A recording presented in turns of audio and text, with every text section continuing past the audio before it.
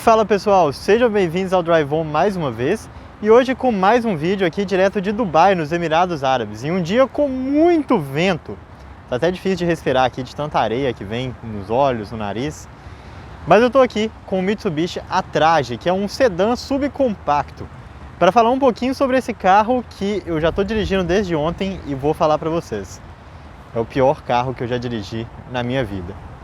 Mas vou falar um pouquinho mais sobre a receita, sobre os detalhes desse carro e a gente volta daqui a pouquinho. Bora lá!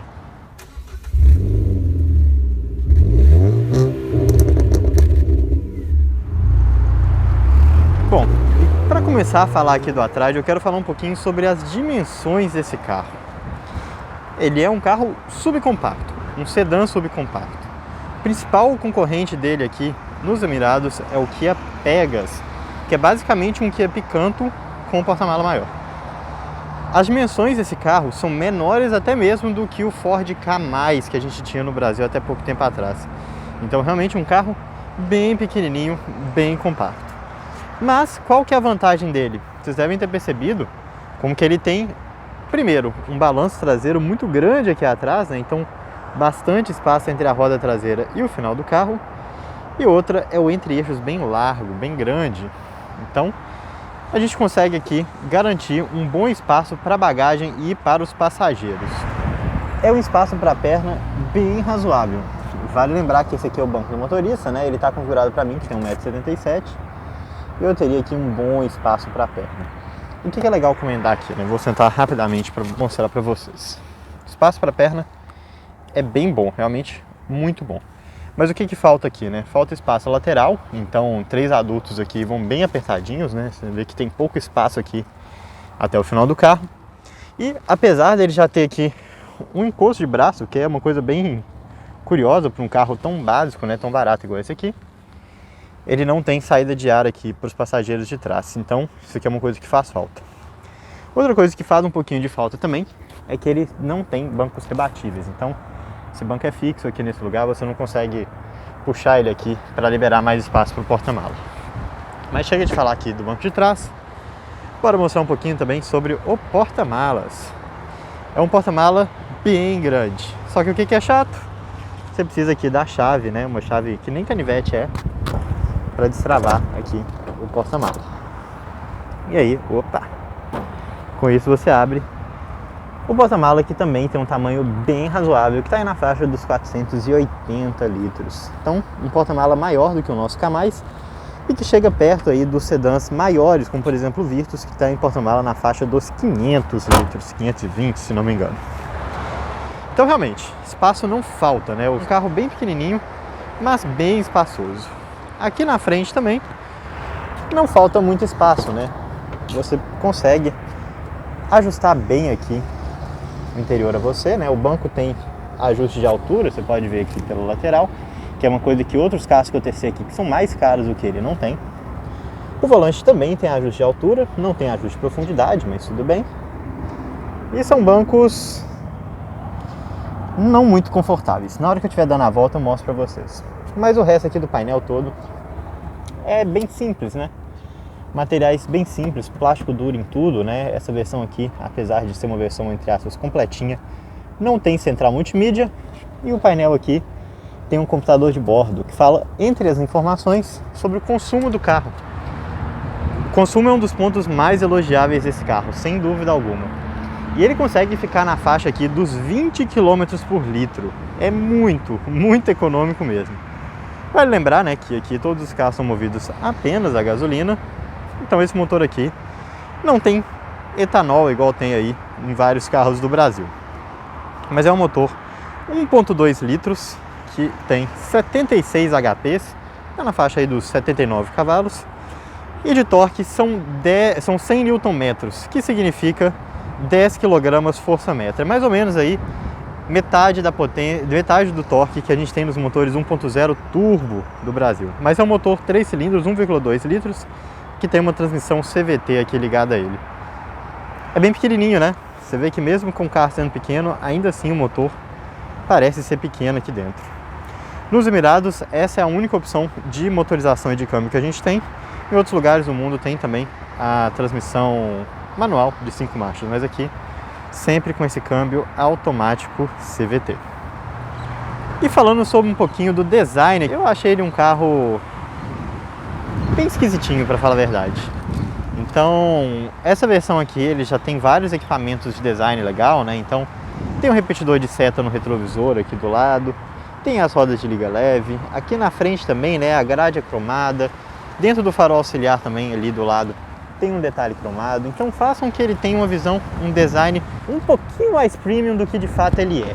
Mas eu acho a frente dele bonitinha, né, tem uma frente meio de insetozinho, eu acho legal, gosto do visual da frente. A grade cromada aqui também é bem a cara das coisas aqui dos Emirados, assim como o cromado aqui, né, que eu tinha comentado em volta do farol auxiliar. Mas de design na frente é isso, é um carro bem simples, sem muitos detalhes. Tem um detalhezinho cromado aqui também, olha, não é repetidor de seta, é só um detalhe cromado. E aqui na traseira ele segue o mesmo design simples ali da frente, né, com lanternas arredondadas e com uma barra cromada aqui na traseira. Como eu tinha comentado, né, para você abrir o porta-malas você precisa de abrir a chave aqui do lado, né, que eu mostrei para vocês agora há pouco. Então realmente um carro bem simples, principalmente aqui no quesito do design. Mas até agora, né, quando a gente olha esses números, esses aspectos, o espaço interno e tudo mais, parece um carro bem interessante, né? Mas por que esse carro é o pior carro que eu já dirigi até hoje? Agora é hora de sentar lá no banco do motorista e explicar um pouquinho melhor para vocês.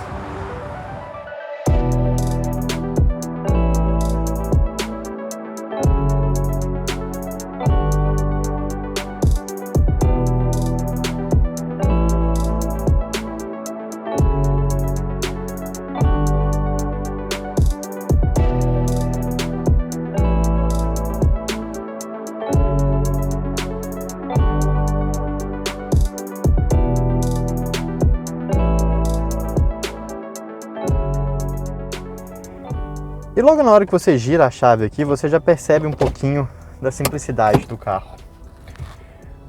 O barulho do motor de arranque e a vibração que ele tem quando está em marcha lenta são perceptíveis. É normal, é de se esperar que um carro de 3 cilindros vibre. E não tem nada de errado com isso, né? É uma característica do motor. Mas aqui no caso ele vibra um pouquinho mais do que a gente encontra em carros nacionais de 3 cilindros. E agora, aproveitar que eu estou entrando aqui numa rodovia e vou dar uma acelerada para vocês verem a potência do motor. Pisa aí.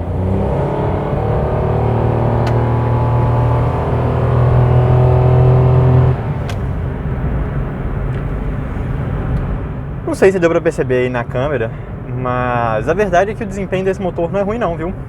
Ele anda bem direitinho. O 0 a 100 nele, segundo os números de fábrica, estão na faixa ali dos 14 segundos. Então não é um carro lento, é um carro mais rápido do que os 1.0 nacionais. E sinceramente aqui para a proposta dele, de ser realmente um sedã compacto, barato aqui, para levar a família, ele consegue cumprir bem esse papel. Uma coisa que vale a pena destacar aqui é o câmbio automático CVT. É um câmbio... dá um pouco de tranco, sim, ele é um câmbio um pouquinho estranho em alguns momentos. Mas ele é assim como qualquer outro CVT mais simples, um pouco mais antigo, né? A verdade é que para a proposta aqui do carro, né, como eu tinha comentado, ele cumpre muito bem. O desempenho realmente não é uma coisa que deixa a desejar por aqui. Porém, esse carro tem sim alguns problemas bem chatinhos, né? Diria que o primeiro deles, sem dúvida alguma, é a direção. Ele não é uma direção que tem falha, que tem uma folga. Ele tem umas férias inteiras, essa é a verdade. Quando você vira aqui, olha, ele demora para reagir e ele não tem muita centralidade, reparem. Eu coloco aqui, olha, ele continua virando, ele não centraliza e continua andando reto. E como aqui nos Emirados a gente tem muitas rodovias grandes como essa aqui, isso acaba sendo uma coisa um pouquinho chata assim. Outra coisa que não é tão legal aqui é o isolamento acústico do carro. Você ouve muito o motor, vocês devem ter percebido isso no momento que eu estava dando a acelerada. Mas além de ouvir muito o motor, você também ouve bastante vento E hoje, né, como é um dia que está ventando especialmente mais aqui do que o normal, todo momento você ouve o do vento passando aqui. É um pouquinho chato, um pouco desconfortável. E isso porque eu estou numa rodovia aqui andando a 60, 70 km por hora. Quando eu estava a 120 ali nas outras rodovias maiores, isso era ainda mais chato. É uma coisa muito comum aqui nos Emirados Árabes. E outra coisa que incomoda bastante aqui é que o vento, além de fazer muito barulho, ele também mexe bastante no carro. O Attrage é um carro bem alto, né? E a suspensão dele é um pouquinho frouxinha. Então na hora que bate um vento mais forte, você sente o carro puxando ali para o lado. E o fato dessa direção não ter uma centragem muito forte, você sente até na direção o vento, né? Então toda uma sensação muito esquisita de carro realmente muito pequeno. A sensação dos freios também, né? Você começa a frear, o carro não vai. E você fica assim, ué, mas tá bom. E aí, quando você vai começar a frear? Quando você vai começar a frear? E ele não freia, ele continua. É muito esquisito mesmo. O que eu gostei aqui, como eu tinha comentado com vocês, realmente é o desempenho do motor, que é muito bom. Mas todo o resto, muito estranho. O acelerador é lento, o freio demora a aparecer e realmente frear o carro. Direção frouxa e sem centralidade. Muito barulho, suspensão é muito áspera, o motor vibra pra caramba aqui dentro. Então, realmente, quando você pega ali os subcompactos nacionais, um Kwid, um Mob, principalmente o Mob, que é um carrinho bem competente, você percebe como que esse Attrage realmente está um passo atrás. Eu ainda não tive a oportunidade de dirigir o Kia Pegas, que é o principal concorrente aqui do Attrage, mas eu estou à procura de um aqui para poder falar um pouquinho mais sobre ele, e estou especialmente curioso para saber como que é a sensação de dirigir esse carro, já que eles são concorrentes diretos, né? Estão ali na mesma faixa de preço, na mesma dimensão e tudo mais. Então, o Picanto é um carro muito legal, né? É o mesmo Picanto que a gente tem aqui nos Emirados Árabes, é o mesmo Picanto que a gente tinha no Brasil até pouco tempo atrás. Então, se ele continuar ali com a mesma receita do Picanto, só com um porta-mala maior, provavelmente vai ser um carrinho bem interessante. Mas bora ver, isso aí vai ficar para um outro dia. Então é isso, pessoal, esse foi o nosso vídeo aqui direto dos Emirados Árabes com o Mitsubishi Attrage.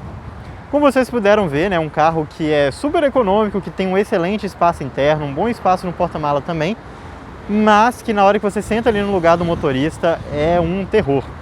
É um carro pior do que os carros subcompactos que a gente tem no Brasil, bem pior do que o Mob, pior do que o Kwid, muito pior do que o Up, pior do que o Ka também, né, se você quiser colocar ele como um subcompacto.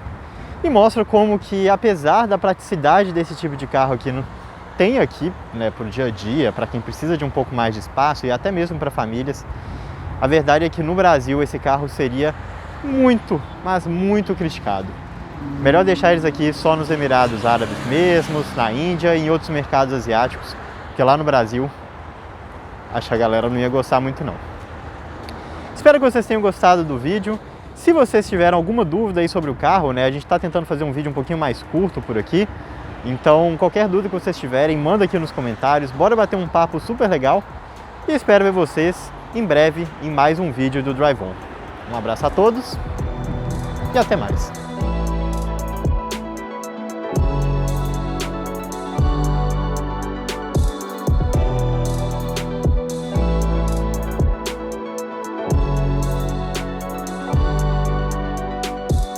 Se você gostou do vídeo, não deixe de se inscrever aqui no canal, clicando no ícone branco.